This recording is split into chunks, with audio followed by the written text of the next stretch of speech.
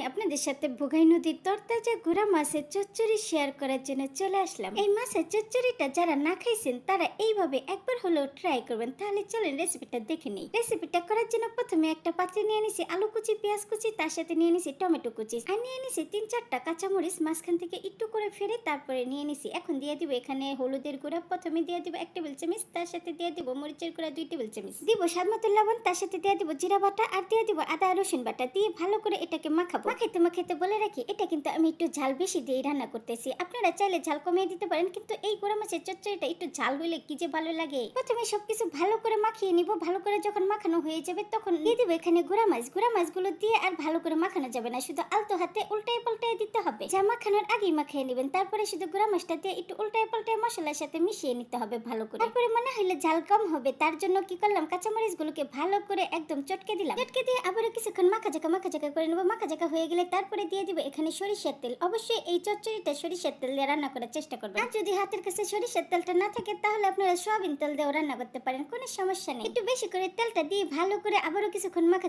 জাকা করে নেবো। একটু সুন্দর করে মাখা জাকা করে তারপরে সমান করে এর ভিতরে দিয়ে দিব অল্প পরিমাণে পানি। যেহেতু গুঁড়া মাছ আর আলুটাও সিদ্ধ হতে বেশিক্ষণ লাগে না, আলুটা কুচি করে দিছি, তার জন্য কি করলাম অল্প পরিমাণে পানি দিয়ে দিব। পানি দিয়ে তারপরে সুন্দর করে চুলায় বসিয়ে সুন্দর করে রান্না করে নেব। যখন দেখবেন পানিটা শুকিয়ে আসতেছে তখন এখানে দিয়ে দিব হচ্ছে ধনেপাতা কুচি। ধনেপাতা কুচিটা দেওয়ার পরে যা সুন্দর একটা সুঘ্রাণ আসে, ঝোলটা একদম শুকিয়ে গেলে নামিয়ে গরম গরম ভাতের সাথে খাবো।